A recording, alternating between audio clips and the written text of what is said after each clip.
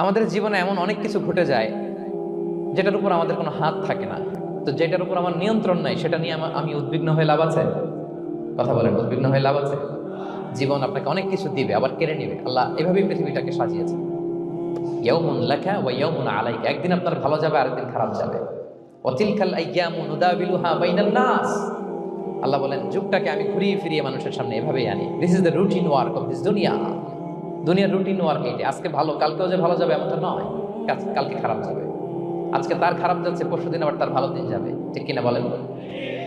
অন্য এক সূরায় আল্লাহ তাআলা বলেছেন ফাইন্না মাআল উসরি ইউসরা, নিশ্চয়ই কষ্টের সাথে আছে স্বস্তি। আজীবন মানুষ কষ্টে থাকে না, দুঃখের পরে থাকে সুখ, দুঃখের পরে কি থাকে? সুখ থাকে। এজন্য উদ্বিগ্ন হওয়া যাবে না। বিষ্ণু ইসলামের জীবনী থেকেও আমরা এটাই শিখি, উদ্বিগ্ন হওয়া যাবে না। তিনি বলতেন ওয়ালাম আন্নামা আসাবাকা লাম ইয়াকুন লিইখতিআক ওয়া মা আখতাআকা লাম ইয়াকুন লিইউসিবাক রুফিআতিল আকলাম ওয়া জাফফাতিস সুহুফ। ওনার কাজিন আব্দুল্লাহকে ডেকে বললেন, আব্দুল্লাহ, যেটা তুমি পাওয়ার সেটা তুমিই পাবা, কোনোদিন মিস হবে না। এটা যেটা তোমার হওয়ার কথা ছিল এটা তুমি পাবাই, এটা মিস হবে না। আর যেটা তোমার নসিবে নাই, যেটা তুমি পাবা না, গোটা বিশ্বের সব ক্ষমতাকে হাতের মুঠোয় আনলেও সেটার দেখা তুমি পাবে না।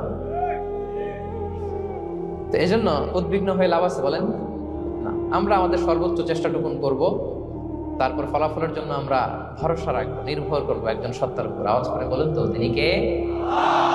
আমরা ভরসা রাখবো। তাহলে ফিনল্যান্ডের লোকেরা এই যে হ্যাপি হয়ে খুব বেশি খুশি, এত বেশি খুশি হওয়ার কিছু নাই। এগুলো আগে থেকে আমরা জানি, কি বলেন? জানি না আমরা? জাস্ট একটু প্র্যাকটিস করে নিজের জীবনের সাথে মানিয়ে নিতে হবে। সম্মানিত সুধী, আপনি যদি কোরআনকে জিজ্ঞেস করেন যে what is the Quranic formula of happy life, সুখে শান্তিতে থাকার জন্য কোরআনিক ফর্মুলাটা কি, কিভাবে আমরা সুখী সমৃদ্ধ জীবন পেতে পারি, কোরআন আপনাকে দুইটা জিনিসের কথা বলে। নাম্বার 1 হচ্ছে ফেইথ, নাম্বার 2 হচ্ছে গুড ডিড। আই রিপিট, আমি আবারও বলছি, নাম্বার 1 ফেইথ, বিশ্বাস, আল্লাহর উপর অগাধ বিশ্বাস এবং আস্থা। 2 নম্বর হচ্ছে গুড ডিড, মানে সৎকর্ম, নেক আমল। যার মধ্যে দুইটা থাকবে তাকে সুখী সমৃদ্ধ জীবন দান করবে কে? Faith and good deed, you'll be happy in your life, for the sure I'm telling you. এই দুইটা যদি এনশিওর করতে পারেন, আপনাকে সুখী সমৃদ্ধ জীবন দিবে কে? এবং এই আয়াতটি দিয়েই, হ্যাপি হওয়ার কোরআনিক ফর্মুলা দিয়ে আমি আজকের আলোচনা শুরু করেছি। আল্লাহ তাআলা সূরা নাহলের 97 নম্বর আয়াতে বলছেন, মান আমিলা সালিহাম মিন যাকারিন আও উনসা ওয়া হুয়া মুমিন ফালানুহইয়ান্নাহু হায়াতান তাইয়্যিবা ওয়া লানাজজিয়ান্নাহুম আজরাহুম বিআহসানি মা কানু ইয়ামালুন। বিশ্বাসী নারী কিংবা পুরুষ, তারা যদি সৎকর্ম করে তাদেরকে আমি সুখী সমৃদ্ধ জীবন দান করব।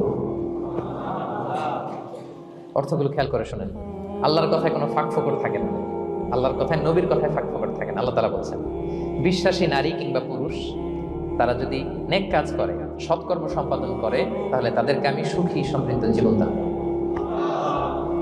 তাহলে আমরা যদি আল্লাহ বিশ্বাস করি, আল্লাহর উপর বিশ্বাস আস্থা থাকে এবং সৎকর্ম সম্পাদন করি পৃথিবীতে, তাহলে আমরা সুখী এবং সমৃদ্ধ জীবন লাভে ধন্য হব প্রিয় ভাইরা। তবে একটা জিনিস আমাদের মাথায় রাখতে হবে আলোচনা শুরুতেই, সেটা হচ্ছে এই যে হ্যাপিনেস বা সুখ, এই পৃথিবীতে যে সুখ, happiness in this worldly life, in this দুনিয়া ইজন্ট পার্মানেন্ট, ইটস টেম্পোরারি। পৃথিবীর সুখটা এটা পার্মানেন্ট না, এটা অস্থায়ী, টেম্পোরারি। পার্মানেন্ট সুখ দেয়া হবে জান্নাতে। আওয়াজ করে বলেন কোথায়? জান্নাতের সুখের মধ্যে কোনো গ্যাপ নাই, ইন্টারাপশন নাই। কিন্তু পৃথিবীর সুখ শান্তির মধ্যে এটা বারবার ইন্টারাপ্টেড হবে, হ্যাঁ, ইন্টারাপ্টেড। আর জান্নাতের সুখ হচ্ছে আনইন্টারাপ্টেড। সুবহানাল্লাহ। যেমন পৃথিবীতে আপনি সুখে আছেন, আপনার সুখকে কি ইন্টারাপ্ট করে? অসুস্থতা। খুব সুখে আছেন, শান্তিতে আছেন, হঠাৎ অসুস্থতা চলে আসছে, তার মানে ইন্টারাপশন হয়েছে না বলেন? হঠাৎ কিডনি ফেলিওর করলো, হার্ট অ্যাটাক, ক্যান্সার, স্টেজ 3-তে চলে গেছে, 4-এ চলে গেছে, তাহলে হ্যাপিনেসটা আর থাকলো না, এটা টেম্পোরারি। দুনিয়ার সুখকে ইন্টারাপ্ট করে বার্ধক্য। খুব সুখে শান্তিতে জীবন কাটাচ্ছিলেন, কিন্তু বয়স হয়ে গেছে 80, এখন আর সেই সুখ আছে? কথা বলে না কেন? সেই স্বাদ আল্লাহ নাই, সেই সুখের ছোঁয়া পরশান নাই। তাহলে দুনিয়ার সুখ টেম্পোরারি, অসুস্থতা এসে সুখ কেড়ে নেয়, বার্ধক্য এসে সুখ কেড়ে নেয়, আর সবচেয়ে বড় যে ব্যাপারটা এসে সুখের ইতি ঘটায়, সেটা হচ্ছে মৃত্যু। সেটা কি? সুখে শান্তিতে জীবনযাপন করতেছেন, হঠাৎ সবকিছু চমকে দিয়ে, আপনাকে একেবারে থমকে দিয়ে মৃত্যুর আগমন ঘটে যায়, তাই না? বলি কুল্লি উম্মাতিন আজাল ফাইদা জাআ আজালুহা লা ইস্তাখিরুনা সাআতান ওয়া লা ইস্তাকদিমুন। একেবারে ফিক্সড করা, সিলেক্ট করা কখন আপনি মরবেন। এই মৃত্যুর সময়টা আপনার ফিক্সড টাইমের 1 সেকেন্ড আগেও আসবে না, পরেও আসবে না। তাহলে দুনিয়ার সুখ এটা কি চিরস্থায়ী না ক্ষণস্থায়ী? টেম্পোরারি না পার্মানেন্ট?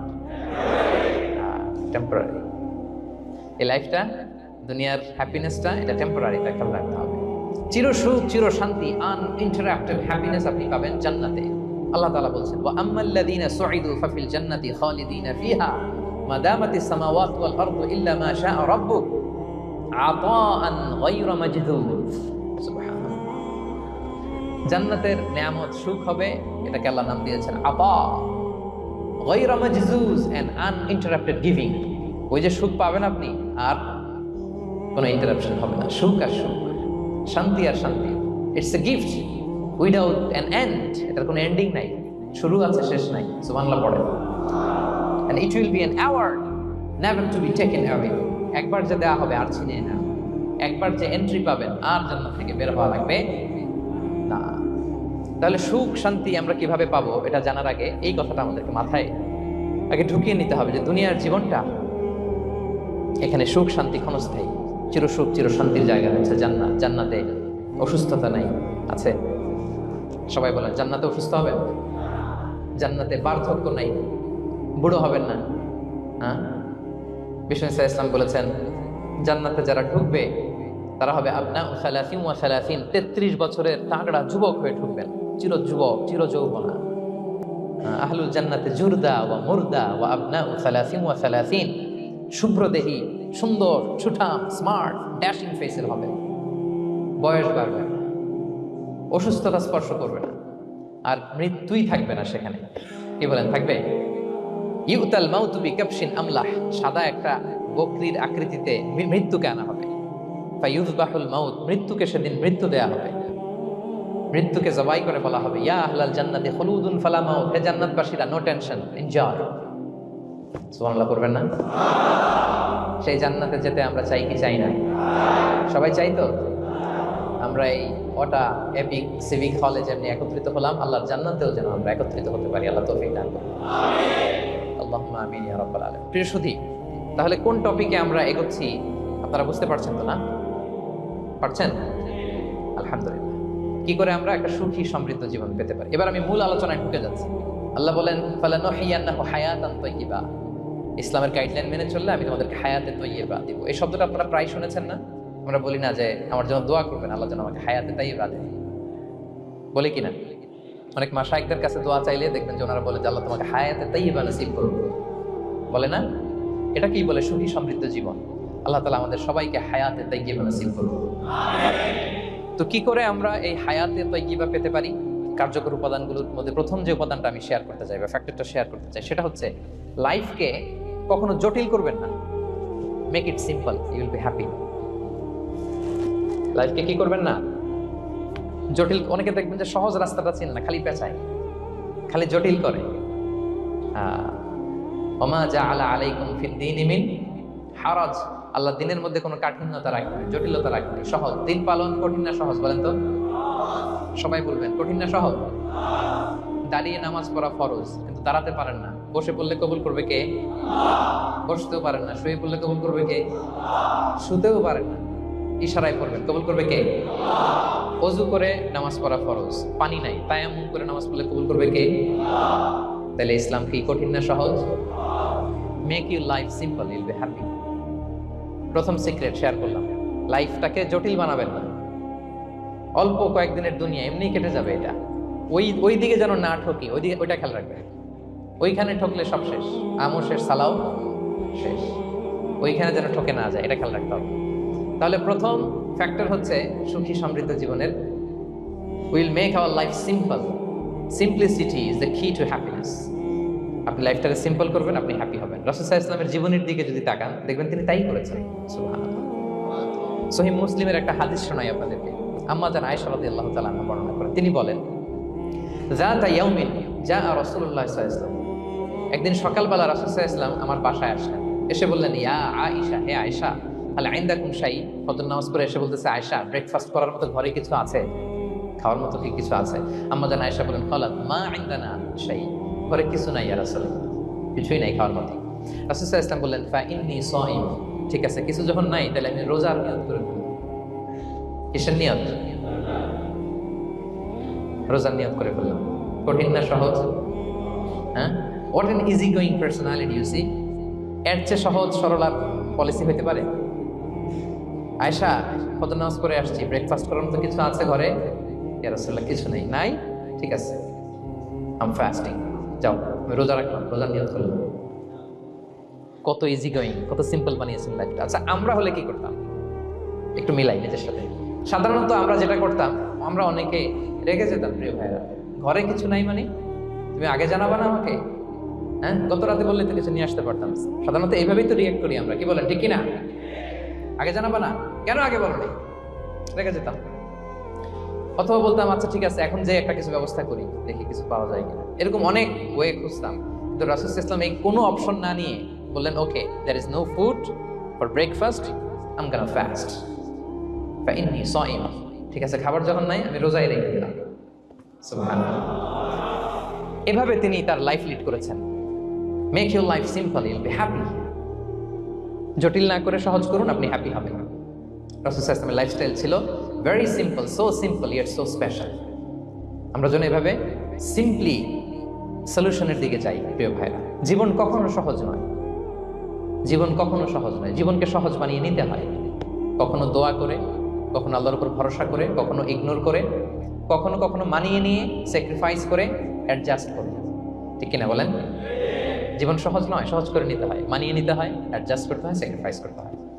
তাহলে প্রথম যে ফ্যাক্টরটা, সুখী সমৃদ্ধ জীবনের প্রথম ফ্যাক্টর যেটা আমি আজকে শেয়ার করলাম, সেটা হচ্ছে সিম্পলিসিটি ইজ দ্য কি টু অ্যাটাইন হ্যাপিনেস ইন লাইফ। আপনি যদি সিম্পলিসিটিতে বিশ্বাসী হন, দেখবেন হ্যাপি। মানলেই সুখ, আর মনে নিলেই ঝামেলা। মেনে নিলেই শান্তি, আর মনে নিলে, দেখেন মনে নিবেন না মেনে নিবেন? মেনে নিব। সিচুয়েশনকে এইভাবে আমরা ঠান্ডা মাথায় ডিল করব। কথা কি ক্লিয়ার? আলহামদুলিল্লাহ। 2 নাম্বার, সুখী সমৃদ্ধ লাইফের আরেকটা হ্যাকস হচ্ছে টু ফরগিভ আদার্স। অন্যকে ক্ষমা করা। If you forgive others, you will be happy. ক্ষমা করলে আপনি সুখী হবেন। অনেকে আছে ক্ষমা করতে চায় না, কঠিন হৃদয়, পাথরের মতো শক্ত হৃদয়, মাফ করতে চায় না কাউকে। উনি আবার মুনাজাতে বসলে আল্লাহ আল্লাহ আমারে মাফ করো, আল্লাহ আমারে ক্ষমা করো, কাঁদতে কাঁদতে বুক ভাসায়। উনি ক্ষমা চায়, মাগার উনি কাউরে ক্ষমা করেন। এরকম ডাকাত আছে না নাই? চিন্তা করছেন? উনি ক্ষমা চায় আল্লাহর কাছে, কিন্তু উনি ক্ষমা করে না। প্রিয় ভাইরা, ক্ষমা করুন। যে ক্ষমা করে সে ক্ষমা পায়। আচ্ছা, একটু চোখটা বন্ধ করে, চোখ বন্ধ করলাম আমি, জানা অজানা পাপের পাহাড়ের দিকে তাকালাম। এবার একটু চিন্তা করেন যে কি পরিমাণে ক্ষমা আল্লাহর পক্ষ থেকে আমার জন্য প্রয়োজন। চিন্তা করেছেন? এবার চোখ খুলুন, পাপের পাহাড়ের দিকে একটু তাকান। আপনার জানা অজানা যে পাপের পাহাড়, তাকান এবং ভাবুন এগুলোর জন্য কি পরিমাণে ক্ষমা আল্লাহর পক্ষ থেকে আপনার দরকার, প্রয়োজন। সেই প্রয়োজনের তাগিদে হলেও ক্ষমা করুন। খেয়াল রাখবেন, যে ক্ষমা করে সে ক্ষমা পায়, যে অন্যকে ক্ষমা করে না সে ক্ষমা পায় না। তাহলে আল্লাহর কাছে ক্ষমা চাওয়ার আগে আপনি আপনার পাশের লোকদেরকে ক্ষমা করবেন। পারা যাবে তো ইনশাআল্লাহ?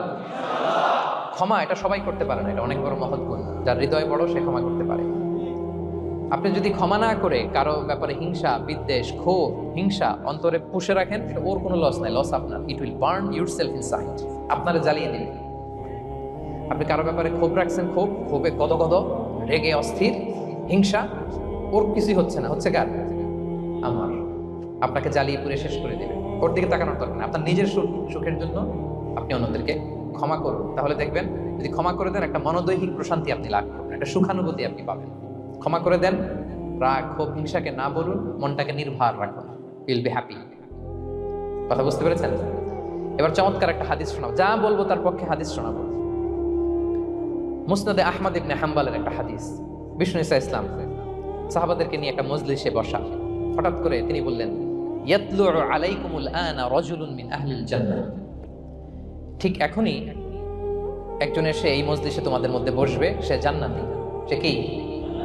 এটা শোনার পরে তো সব সাহাবারা নড়ে চড়ে বসলো। কি রে, রাসূল সাল্লাল্লাহু আলাইহি ওয়াসাল্লাম একজনকে জান্নাতের অ্যানাউন্সমেন্ট দিচ্ছে, কে সে, কি তার আমল? তো দেখা গেল এক আনসারী সাহাবা প্রবেশ করেছে, তার জুতা দুইটাকে বগল দাবা করে, কিন্তু কেউ তারে চিনে না। তারা যে এক্সপেকটেশন করছিল যে খুব আল্লাহওয়ালা এমন কেউ আসবে, না, সাধারণ, চিনে না কেউ তাকে। সবাই অবাক হলো যে কি তার আমল, রাসূল সাল্লাল্লাহু আলাইহি ওয়াসাল্লাম তাকে জান্নাতি বলে ঘোষণা দিয়েছে। কিছুদিন পরে আবারও আরেক মজলিসে রাসূল সাল্লাল্লাহু আলাইহি ওয়াসাল্লাম বলেন, ইয়াতলু আলাইকুমুল আনা রাজুলুন মিন আহলিল জান্নাহ, এখন একজন লোক আসবে, সে জান্নাতি। সবাই আবার নড়ে চড়ে বসলো, খেয়াল করলো দেখি কে আসে, দেখি কে আসে। দেখলো আবার সেই আনসারী সাহাবী আসলো, সবাই তো অবাক। তার কিছুদিন পরে আরেক মজলিসে রাসূল সাল্লাল্লাহু আলাইহি ওয়াসাল্লাম বললেন, ইয়াতলু আলাইকুমুল আনা রাজুলুন মিন আহলিল জান্নাহ, এক লোক আসবে এখন, সে জান্নাতি। সবাই অবাক, দেখি কে আসে, আবার সেই আগের লোকটি আসে। সুবহানাল্লাহ। সাহাবীরা অবাক, সবচেয়ে বেশি অবাক হয়েছেন আব্দুল্লাহ ইবনে আমর ইবনে আল-আস রাদিয়াল্লাহু তাআলা। তিনি অবাক হলেন, ঘটনা কি? কারো ব্যাপারে তো নবীজি এমন বলেন না, কি তার আমল, কি তার গোপন রহস্য, দেখি তো খুঁজে বের করা যায় কিনা। তিনি ওই সাহাবীর বাড়িতে গেলেন, যে কৌশল করে একটা কথা বললেন, প্রিয় ভাই, আমি তোমার ঘরে মেহমান হতে চাই। অনেকদিন ধরে আমার আব্বার সাথে আমার একটু মনোমালিন্য, বাসায় না থেকে তোমার বাসায় থাকবে। আসলে মনোমালিন্য এখন হয় নাই, আগে হয়তো কখনো হয়েছে, ওইটাকে একটু কৌশল করে বলাকে আরবিতে তাউরিয়া বলে। কি বলে? তাউরিয়া, মানে একটু টুইস্ট করে কথা বলা, মিথ্যা হয় না, এটা তাউরিয়া বলে। তো আরবরা তো, সাহাবারা তো মেহমান পেলে খুশি হতেন। তিনি বলেন, হ্যাঁ অবশ্যই মেহমান হবেন, আহলান ওয়া সাহলান, আসুন। 3 দিন ওই সাহাবীর বাড়িতে তিনি থাকলেন। খেয়াল করলেন কি করে না করে, ইবাদত শেষ রাতে, মাঝরাতে। কিন্তু তিনি হতাশ, অনেক খেয়াল করার পরে হতাশ। না, যেই আশা নিয়ে আসছি এরকম কিছুই দেখা যাচ্ছে না। শেষমেশ 3 দিন পরে তিনি খুলেই বললেন যে, ভাই আসলে তেমন কিছু হয় নাই আমার বাবার সাথে, যে কারণে আমি তোমার বাসায় এসেছি। আমি এসেছি তোমাকে ফলো করবার জন্য। ফলো করবার জন্য? কারণ কি? তখন তিনি বললেন, 3টা ভরা মজলিসে বিষ্ণু সাল্লাল্লাহু আলাইহি ওয়াসাল্লাম তোমাকে জান্নাতি বলে ঘোষণা দিয়েছে। আমি দেখতে চেয়েছি যে তুমি কি আমল করো, কি তোমার এমন আমল যে কারণে তুমি জান্নাতি, একটু দেখার জন্য এসেছি। রাসূল সাল্লাল্লাহু আলাইহি ওয়াসাল্লাম তোমাকে 3বার জান্নাতি বলে ঘোষণা দিয়েছে। কিন্তু দেখলাম না, তুমি নামাজের সময় নামাজ যাও, শেষ সাথে তাহাজ্জুদ করো, তাও 2-4 রাকাত, কোনোদিন করো কোনোদিন করো না, কোরআন তেলাওয়াত করো, দান সদকা স্বাভাবিক করো, অস্বাভাবিক কিছু না, আমাদের মতোই, কখনো কখনো আমাদের চেয়েও কম। তো কি তোমার গোপন রহস্য? ওই সাহাবী বলে, আমিও জানি না। কেন যে নবী সাল্লাল্লাহু আলাইহি ওয়াসাল্লাম বলছে আমিও জানি না। তবে তবে তবে একটা ব্যাপার আমি মনে করি, হয়তো এটা আল্লাহর কাছে পছন্দনীয় হতে পারে। এইবার তো আব্দুল্লাহ বলে, ওই তবেটা কি বলবে? সেটা কি? একটা আমল তুমি করো, এটা হয়তো আল্লাহর ভালো লাগতে পারে, সেটা কি আমাকে বলো। তখন সেই আনসারী সাহাবী বলল যে, আমি প্রতিদিন যখন রাতে বিছানায় ঘুমোতে যাই, আমি ঘুমোতে যাওয়ার আগে সবাইকে ক্ষমা করে তারপর বিছানায় যাই। আমি কারো ব্যাপারে আমার অন্তরে, আমার হৃদয়ে কোনো হিংসা, বিদ্বেষ, ক্ষোভ, রাগ পেলে পুষে রাখি না। আমি ওই দিনেরটা ওই দিন মিটাই ফেলি। আল্লাহরে বলি, আল্লাহ আজকে আমার যে কষ্ট দিয়েছে, জুলুম করেছে, যার সাথে আমার মনোমালিন্য হয়েছে, কারো ব্যাপারে কোনো কমপ্লেইন, অভিযোগ, রাগ, ক্ষোভ কিংবা হিংসা আমার হৃদয়ে নাই। আল্লাহ আমি সবাইকে মাফ করে দিলাম। এটা বলে আমি বিছানায় ঘুমাতে। আল্লাহু আকবার। আব্দুল্লাহ ইবনে আমর ইবনে আল-আস বলেন, হ্যাঁ দা হুয়া, আরে এটাই তো সেটা যেটা তুমি ছোট আমল মনে করো, সেটা এত সহজ নয়। আমরা অনেকেই হয়তো এটা পারি না, তুমি পেরেছো। এজন্যই আল্লাহ তাআলা তোমার মর্যাদা বাড়িয়ে দিয়েছে। পড়েন সুবহানাল্লাহ। প্রিয় ভাইরা, যে ক্ষমা করে তার মর্যাদা বাড়িয়ে দেয় কে? এখন থেকে কি করবেন? অন্তরে ক্ষমা, রাগ, ক্ষোভ এগুলো পুষে রাখবেন। কি করবেন? পারবেন?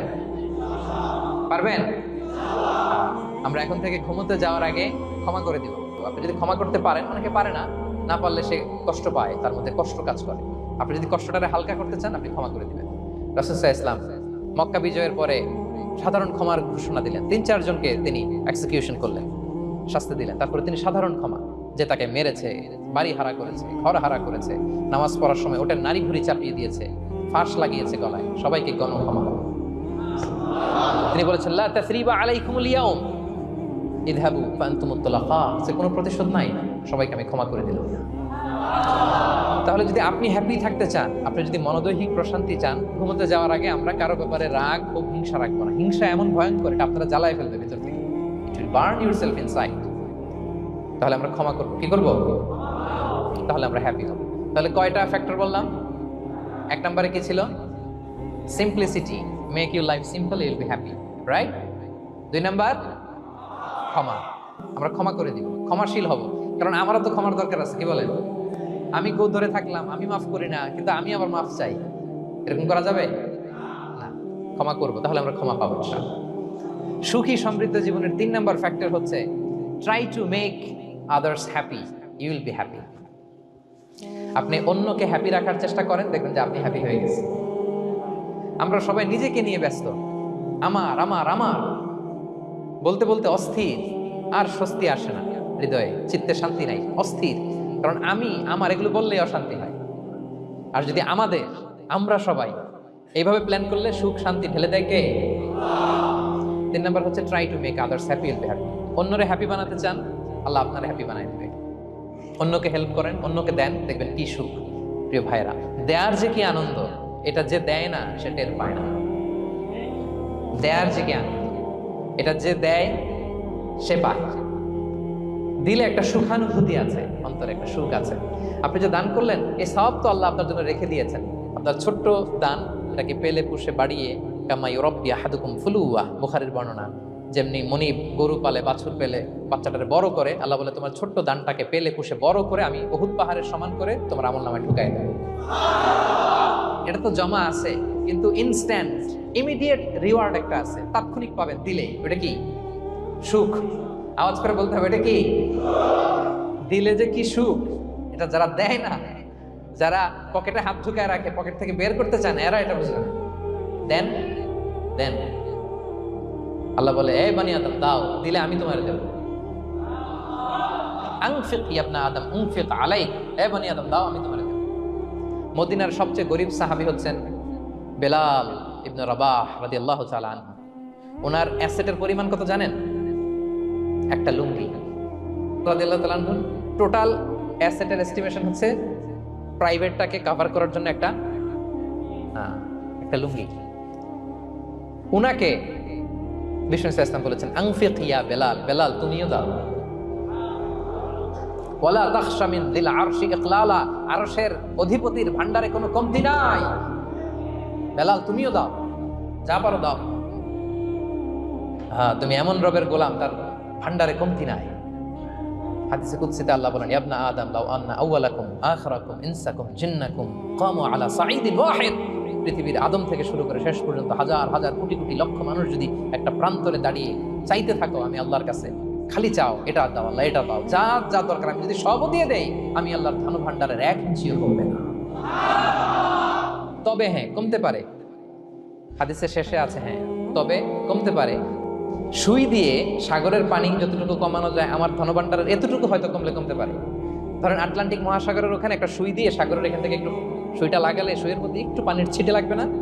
একটু কমছে তো সাগর থেকে পানি, এক ফোঁটা নাকি? এতটুকু কমতে পারে তোমাদের সবাইকে দিলে। সুবহানাল্লাহ পড়বেন না? Try to make others happy will be happy, dear brothers and sisters. অন্যকে দেন, অন্যকে হ্যাপি করার চেষ্টা করেন, আল্লাহ আপনাকে হ্যাপি বানাবে। সহিহ মুসলিমের একটা বর্ণনা শোনায়, বিষ্ণু ইসলাম বলেন, ওয়াল্লাহু ফি আউনিল আবদি মা দামাল আবদু ফি আউনি আখি। আল্লাহ তাআলা ততক্ষণ পর্যন্ত বান্দার সাহায্যে থাকে যতক্ষণ পর্যন্ত বান্দা তার ভাইয়ের সাহায্যে থাকে। কথা বুঝতে পেরেছেন? আমি আবারও বলি, আল্লাহ তাআলা ততক্ষণ পর্যন্ত কোন বান্দার সাহায্যে থাকে যতক্ষণ পর্যন্ত ওই বান্দা তার ভাইয়ের সাহায্যে থাকে। আপনি আপনার ভাইরে হেল্প করবেন, আপনাকে হেল্প করার জন্য প্রস্তুত কে প্রিয় ভাইরা? তাহলে আমরা যেন দেই, আমরা যেন অন্যের উপকার করি, আমরা যেন অন্যের শুভকামনা জানাই, আমরা যেন অন্যের জন্য দোয়া করি। অন্যের জন্য শুভকামনা করলে লাভ আছে। অন্যের জন্য শুভকামনা করলে এটা কল্যাণ হয়ে নিজের দিকেই ফিরে আসে। আমার জাপান প্রবাসী ভাইয়েরা, অন্যের শুভকামনা করলে এটা কল্যাণ হয়ে বহুগুণে বৃদ্ধি পেয়ে এটা নিজের দিকে ফিরে আসে। সুবহানাল্লাহ। রাসূল সাল্লাল্লাহু আলাইহি হাদিসে বলেন, মা মিন আবদিন মুসলিমিন ইয়াদউ লি আখিহি বিযাহরিল গায়বি ইল্লা ক্বালাল মালাকু ওয়া লাকা বিমিসলিন। কেউ যদি তার ভাইয়ের জন্য দোয়া করে, আল্লাহ তাকে তুমি ক্ষমা করো, ফেরেশতারা বলে, আল্লাহ যিনি দোয়াটা করলো আগে তাকে ক্ষমা করো। আপনি যদি বলেন, আল্লাহ আমার ভাই অসুস্থ, আল্লাহ তাকে সুস্থ করো, ফেরেশতারা বলতে থাকে, আল্লাহ যিনি দোয়া করলো তার যদি কোনো অসুস্থতা থাকে তুমি আগে তাকে সুস্থ করো। তাহলে অন্যের জন্য শুভকামনা, অন্যের প্রতি হেল্পিং হ্যান্ড দিলে লাভ না লস? আওয়াজ করে বলেন, লাভ না লস? তাহলে সুখী সমৃদ্ধ জীবন পাবার 3 নম্বর পয়েন্ট হচ্ছে অন্যকে কি করা? হেল্প করা, হ্যাপি করা। অন্যকে হ্যাপি করতে চাইলে আল্লাহ তাআলা আপনাকে হ্যাপি বানাবে। কয়টা গেল পয়েন্ট? আমি সাধারণত ক্লাসরুমের মতো একটু ইন্টারাকশন করে আলোচনা করি যাতে করে মনে থাকে। যেভাবে আমি এখন বুঝাচ্ছি মুখস্থ হয়ে যাচ্ছে না? তাহলে সুখী সমৃদ্ধ জীবনের প্রথম ফ্যাক্টর কি ছিল? সিম্পলিসিটি। 2 নাম্বার ক্ষমা। 3 নাম্বার অন্যকে হ্যাপি করার ট্রাই করা। মাশাআল্লাহ মাশাআল্লাহ, আরিগাতো গোজাইমাস। আরিগাতো, মাশাআল্লাহ, তাবারাকাল্লাহ। না, খুব এনার্জেটিক অডিয়েন্স, আলহামদুলিল্লাহ। ঠিক আছে, I like it, I love it. মাশাআল্লাহ। 4 নাম্বার হচ্ছে be grateful what you have, you'll be happy. যা আছে এটা নিয়ে শুকরগুজার হন, আপনি সুখী হবেন। যা আছে শুকরগুজার হন, আপনি হ্যাপি হবেন।